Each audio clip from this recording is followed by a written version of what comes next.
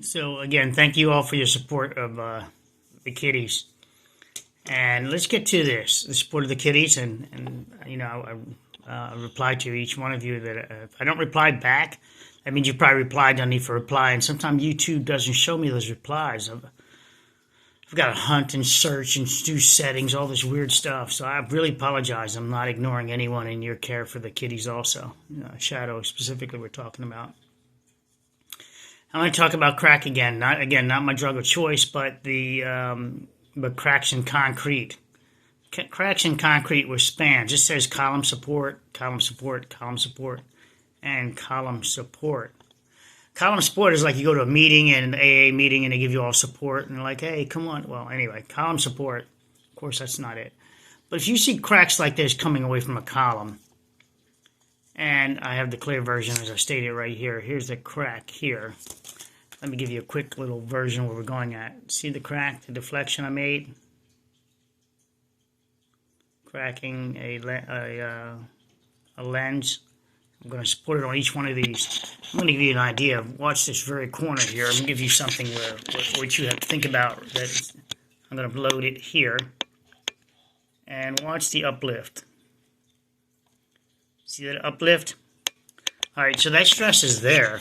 Just because you don't see it doesn't mean it's not also creating an uplift. That's the slab is so dense, so thick that you don't get that deflection. But if you got a crack, you have a deflection problem. A crack like this is deflection. It's not rebar. It's not a control joint that's put in there. It is a deflection failure from overloading the deck. This is not something you can just piss off and say, wonder what that is. Well, you know, all concrete cracks. It's okay. Well, I'm going to show you why. It's more important than what you may think. All right, so here's a single crack I'm picking. I'm not coming off each one of these columns. We're just going to pick on this one for now. And I call this one bottom tension on transfers of load. So the crack is present here. So this would look more like, see, I have the crack. If you can see the deflection, I have the crack at the top. All right, so the crack will reveal itself at the top. All right, and if it was true, if it could do that, if that crack could develop like that, I'd be able to load it pretty good and cause that uplift at the ends here. See?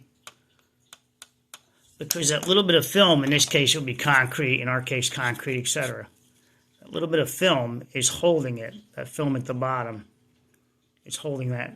Now let me deflect it for you so you can see it. I mean, obviously, apparently, presentedly to you, is that it's being held together, right? See it? See it?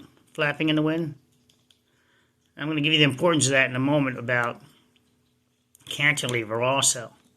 So let's do this. Let's do the cantilever real quick. So if you see a fracture like that and you've got a cantilever porch, well, it would flap over like that. The fracture could be at the top, and then you've got this. That's the stress it looks like. And if it's straight, that's great, but that crack is saying this is where it's going, that it's going to this. That's where it's going, to failure. That's cantilever.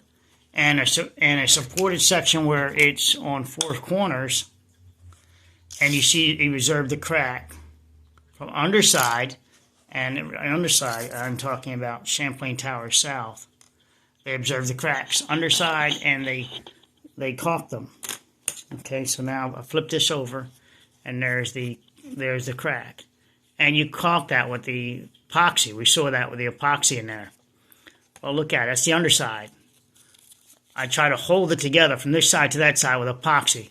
Fucking rebar couldn't hold it together. Now all of a sudden I'm going to use epoxy? Yeah. So let me tell you about that. I've done tests with epoxy and on each side of that crack, and what it does is just moves it over just on one side or the other. The epoxy usually doesn't fail itself. Right on the other side, the bottom breaks happen, one side or the other, but not the epoxy itself doesn't fracture in itself. So the epoxy itself doesn't fracture, but this side or that side where it's connecting to the concrete fails. Let me highlight the fracture so you can see it better. So I've highlighted the fracture for you so you can see it better. I did it on two sides, and I put the white paper in there to help you understand what we're doing again. And now in 1980s, they bond this together with, anytime you see epoxy, let me just make this clear. Anytime you see epoxy on a ceiling, you've got the fucking wrong repair, period. All right? It's the wrong repair. It's the wrong repair. Now, when I say anytime, maybe some asshat, if an engineer is specifying epoxy it, it's more than likely the wrong repair. I got to be careful what I say about challenging like that, but because they might be able to justify why they think it's correct. But I'm telling you, it's the wrong repair based on your intent of getting it back to its original load form. Well, unless they restricted the load form, saying, look, now this is no longer a deck for cars. All right, so they changed its intent. So that would be like an exception. So if you see fractures underneath and they say go ahead and epoxy it, it's a bullshit repair. That epoxy, I'm telling you, I've load tested so many epoxies side by side doing my sample testing, and I could never get that epoxy to hold. See, if the epoxy worked, and I load tested again here, and epoxy is a great bond, the break should happen, if the epoxy's working, should happen somewhere else. Somewhere else as I load it. But not the same location. It does the same location, this side or that side. Epoxy being stronger than the concrete. The epoxy doesn't fracture itself down the middle, if you will. But it picks one side or the other side, however the loading is distributed. Heavier, more stressed.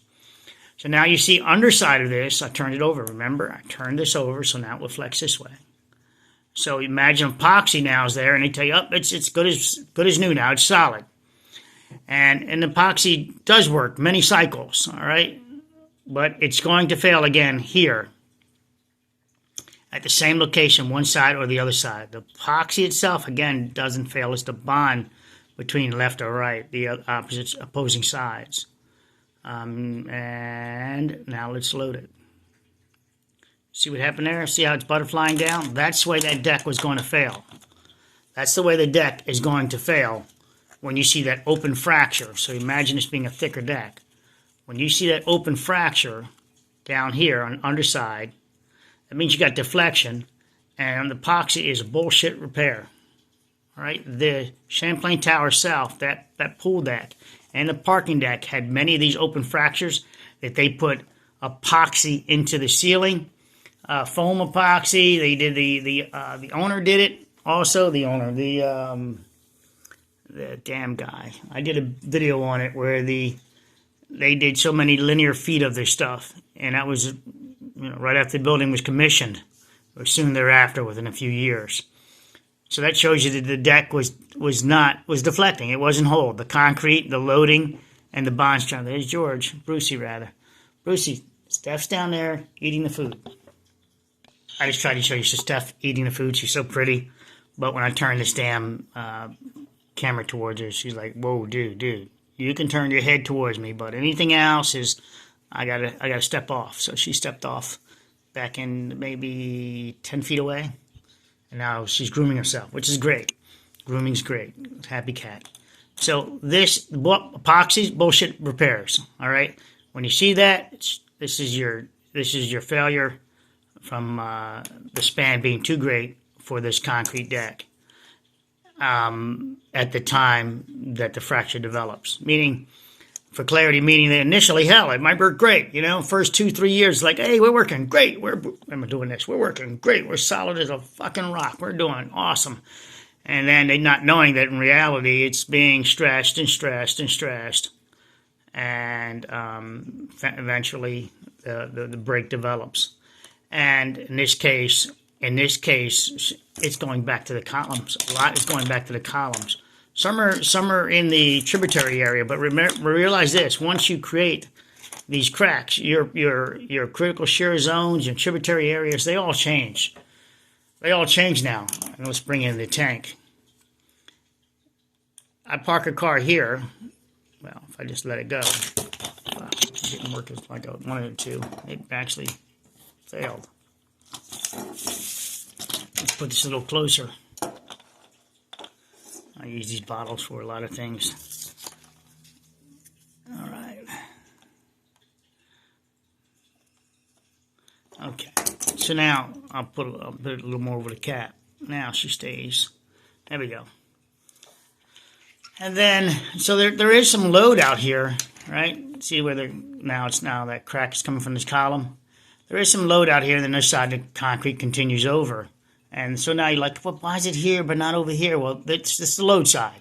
All right, where you see the crack, that's the loading side. This side's not going to crown up, if you will, and then create a fracture here.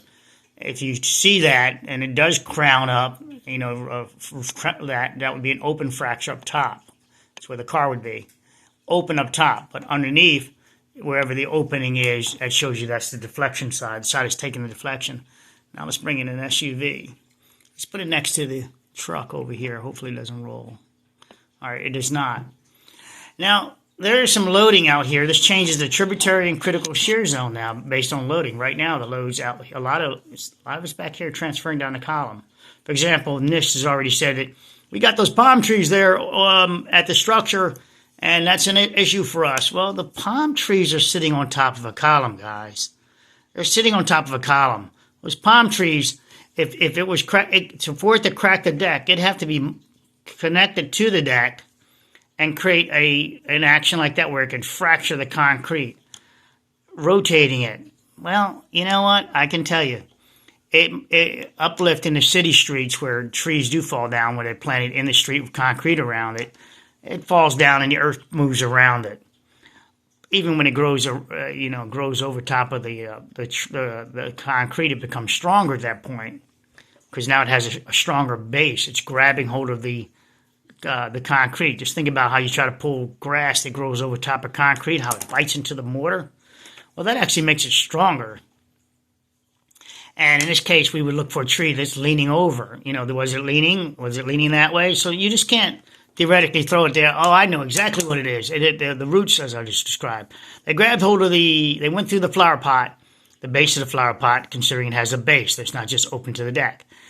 And we don't know that setup yet. So they put the dirt right on top of this new concrete deck. Wait a minute, the new concrete deck? Huh. That was installed after Tong Li, is that his name?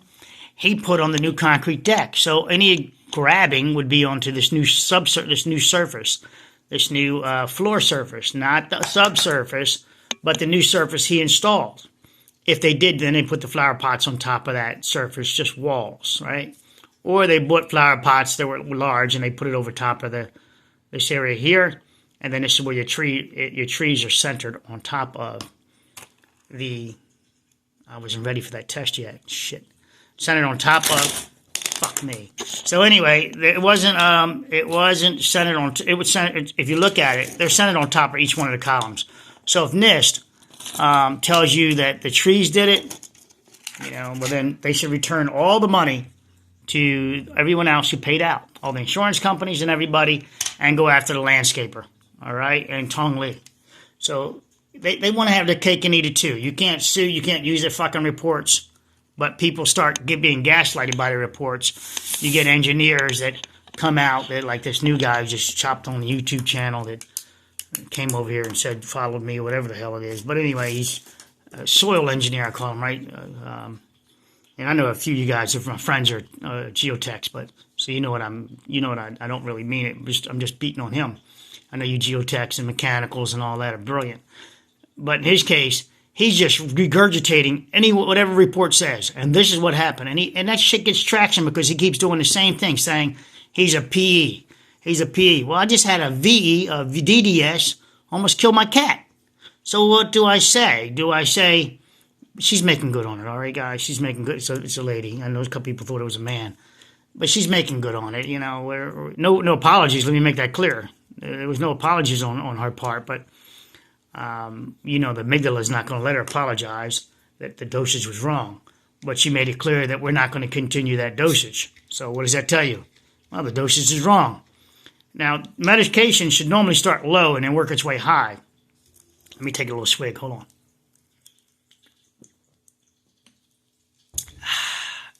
The odd part, that's water. All right, so I'm just having a little fun. I like playing. So just don't believe. That's why I don't do all that qualification stuff with me. Besides, I'm a crackhead. You want to battle with me about cracks? Let's go at it. And if you can teach me something about cracks, fuck yeah, I'll take it. All right, I'll give you credit to it too if you teach me. All right, so and I learned from cracks. All right, I learned from all the cracks. I do learn from some reports that they made published, such as post-tensioning. They did a study in Texas that they did so many miles of post-tensioning on a highway, and they're now observing it. So I'm learning from that, and I'm watching it. And once that's done, once that is done its full cycle, when it starts failing, then we could say it's done its full cycle. Then we can start taking real data from it. Right now, it's pretty stable, that Texas post-tensioning deal. It's like 12 miles. I forget the mileage. I've got to look it up. I just review it, look at it every so and so. But so don't believe people when they tell you that, oh, Nish said it was the palm trees. All right. It's just bullshit. That's because they're just like this guy, just a fucking idiot. All right. The load transfers down the column. All right. Some people talk about cars hitting it. Well, you can find many videos of cars and trucks at high speed hitting columns, and the car loses. All right. They just don't knock down a column and then jump into the air like a Dukes of Hazzard movie. The car wraps around the column. It may do some damage. It does do damage to the column, but the column does not change its profile shape at the top unless it's major. I mean, it'd have to be a tractor trailer traveling at, I don't know its speed. And it'd have to be related to the column, too. But in this case, they only had so much speed they could build up. The people in the car with the airbag would have gone off. They wouldn't be able to park the vehicle. We would have found the car wrapped around a column because the car crushed, right? You hit a column so much you cause a column to fail that you were able, to put the car in reverse and drive it and park it and pretend like it didn't happen. I know about that theory. All right, so I'm addressing it for someone we keep coming back to that for some reason. So I'm addressing them, and they're friendly with me. They're an engineer, but, he knows how tough I am sometimes. So and then they got on the elevator. Well, remember, my sprinkler man that I spoke to, and I let you guys, he had a lot of inside information about that system, and I shared it with you as much as I wanted to. All right, he has more to share, but frankly, a lawyer got involved and wanted information, and I said, no free information for you. You got to pay. All right, it's a lawyer. All right, and I get contacted by a lot of lawyers. They usually get the consultation on me, and then they bail because they don't want to pay the fees. Well, that's why I can't do more about your sprinkler system videos, because they're waiting to snatch it up for free because they're like, he's just going to post it. All right, I give a cheap price. All right, for helping out. I just want to see where your heart is. I give a cheap price. I don't kill. All right, so. The tree again is on top of here, so I'm pressing down hard as I'm offset. I'm not even at the center here, and I'm pressing down hard, guys. And do you see this fucking column flipping over? No, I'm wiggling my hands now. It's indicating a breeze. It's anchored at the bottom also. All right, in this case, when my extra pressing anchored it, but in this case, it's rebar coming out of there. It's anchored at the bottom. No tree that was taken down 15 years ago, whatever it was, caused this issue. All right, the trees were designed to be low rooted, consider that, etc. It was considered that not to be able to break the box and all that other stuff and not be destructive. And when maybe it got too big and maybe it blocked the views of the owners, and they were like, you know what? No, for whatever reason, those trees came down. Maybe they did lean over and crack the box and they had to replace the boxes. But for whatever reason, they came out, and at that point, they put back shrubbery.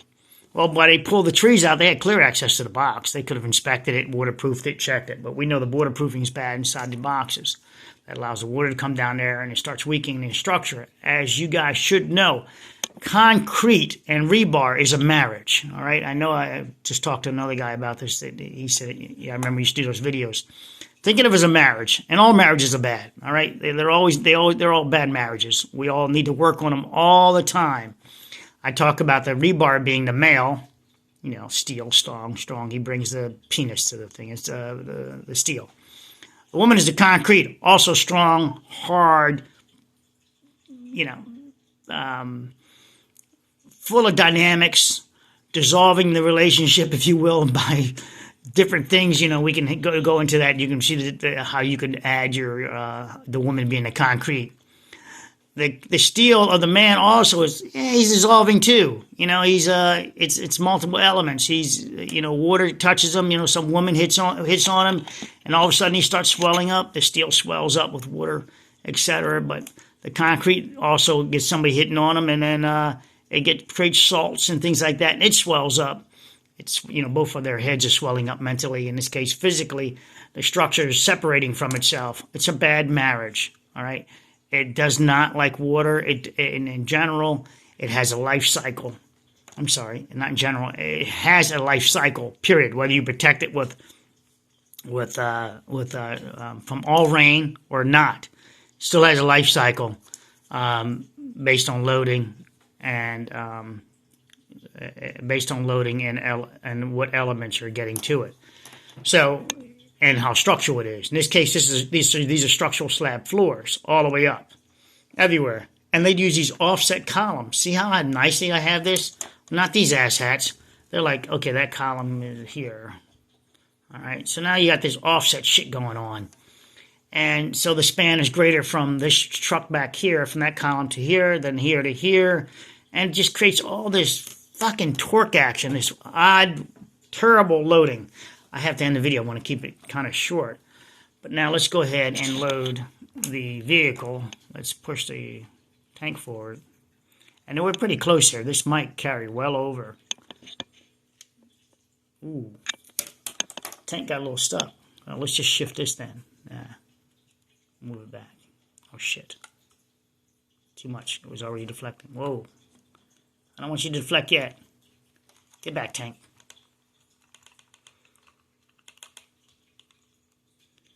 All right, so you can see the deflection happening here, all right? And then I believe they came back and epoxied again. So not once, but twice. So it just opened up again. So and then up top, though, you should see maybe some fracturing, some spalling of concrete. In this case, it would be spalling of the stamped concrete. But the stamped concrete has a lot of control joints in it because they use the fractures of they created with the stamping itself. Does that. I used to do stamped concreting. So, okay. There's your failure. Slow motion, you can slow it down yourself. But we've got this going on. So, shout out again. Thank you, Donna, Belle, Carolyn, Stacy, and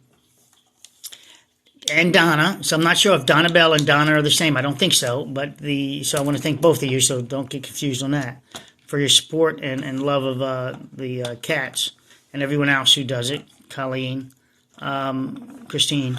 So, anyone else who sends any other small gifts and all, I get them from Amazon. So thank you. You guys really help. And I'm glad that I shared the tribulations with Shadow so far.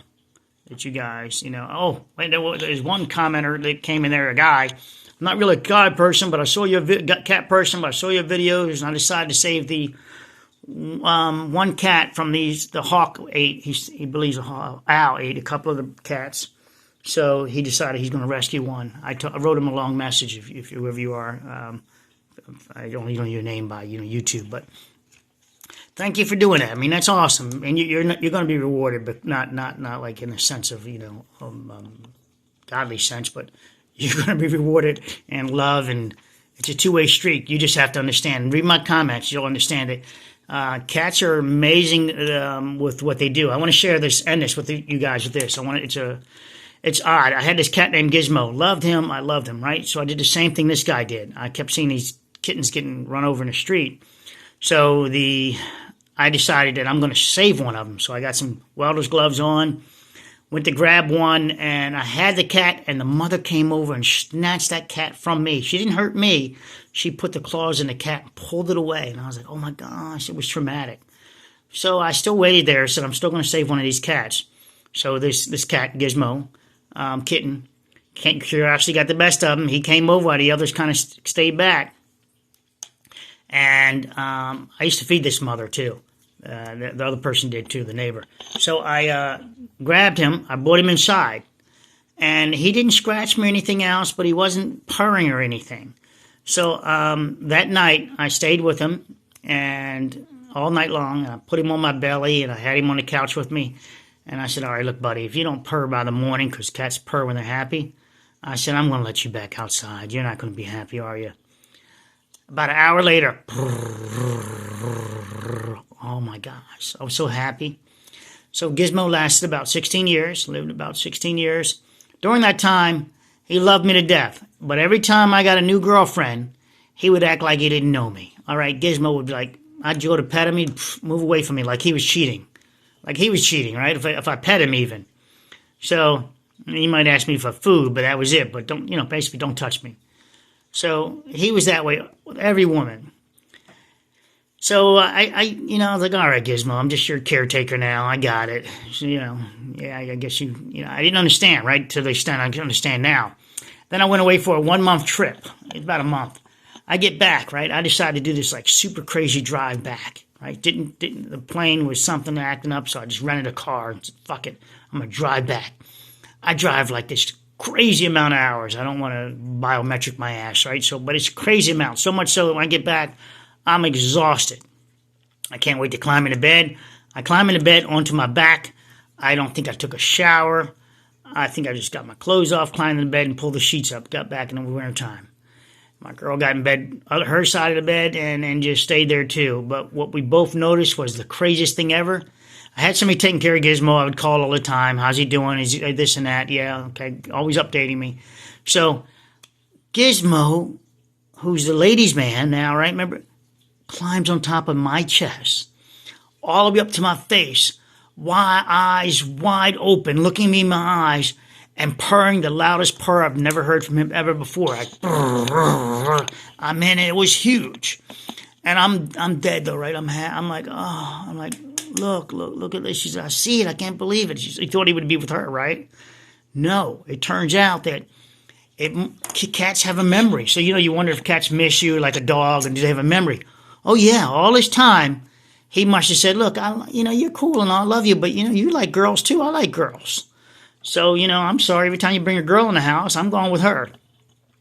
And, you don't know it. I didn't know it until then, that he really loved me, that he cared for me, that he missed me, because while I was gone all that time, he must have, and he never abandoned the house because he was going outside and everything. The person let him out and coming in.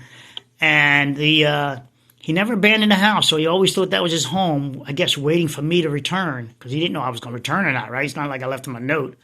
So he just thought this new guy just showing up, giving him food was just weird, right? So he, when I returned and I climbed into bed, he was, like, oh my gosh, my mother/father, meaning me, I don't know which one he sees me as, is home. He's alive. He's not dead. And he did that all, I must have slept 10 hours. I did, right?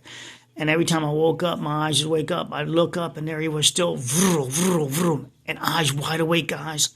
Wide awake. He was keeping an eye on me, and it just touched me so much and that lasted until I finally got up. And I don't remember how long it lasted afterwards. Like, I don't think the next day, and he went back to her. But the point is that, yes, they can miss you. Yes, they do miss you, rather. They do know who you are, and you see that. And then once it was established that I was home, I guess she said, okay, cool, you're home. Thank you, love you, and I'm going to be with Mom. I'm going to be with the girl.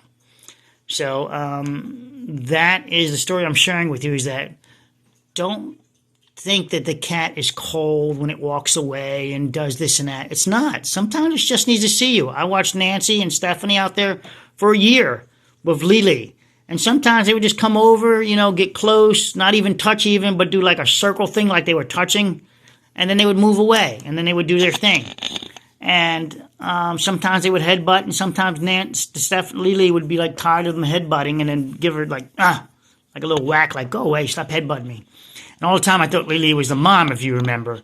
So Lily, they have, so don't misunderstand things. And sometimes them just being in the same room with you is them showing their love. They're little guys, I guess that's how they protect themselves, being crushed. I think they were put here by God to take care of, live with us. I don't think they were a lion at one time. Sorry, you people to believe you came from a rock. That's a longer story, but I got plenty of videos on that. I got a beautiful one I put out about the people that. If you want me to put it out, put it in a private room, and I'll put it in the lowest level, and so everybody can watch it if you want. Or if you don't want me to trigger you with that, then just say so. But the I believe that they were put here for us along with dogs. So dogs are our protection because we can't protect ourselves. If we don't have guns, how the hell are we going to protect ourselves from a bear walking up on us? But if you have multiple dogs, hell yeah, they're going to die for you to protect you. They're not going to just run away. Maybe a little dog will run away, but do some barking and fighting. Maybe it will fight to the death also. But a cat also fights. We've seen it hold its ground and fight bears on YouTube. All right? But to protect the house. And we've seen it fight at the windows of animals that come up there and snatch smack at it, a little teeny cat.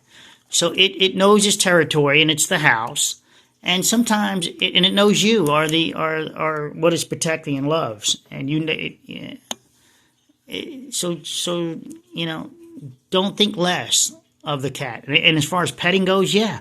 You said they just want petting. Well, your dog wants petting too. I've had dogs in my lifetime, so I know. Dog would make you pet them to forever, but at least when a dog is finished petting you, I mean, when a dog wants his pet stop, I had one dog, he said, nip at me. That's enough. I was like, you son of a bitch. But a cat just gets up and walks away when it has enough petting. All right, the nerves bother it. Too many repetitive strokes, like the same damn massage. It's too repetitive. They get up and walk away. The dog might nip at your ass or bark at you or something. Definitely will fart at you. So anyway, the love is there. You just have to see it. And I and use my story about how. I was long gone over a month, and then here we go. Gizmo only wanted me. And when I had to take him to the vet for his last couple of weeks before he died. Oh, I cried for 2 weeks during that time period. And he died in my arms. And he was brought outside when he was having a type of seizure. And it was given to me. What can I do? I was like, nothing. This is it. And I held him. I took him over to the pond that he liked going. I used to take him to sit down with. Well, before I start crying, this is the end of this video. Hope you enjoy this content about the crack. So let's stay focused on that. Yep. There we go. Take care, guys.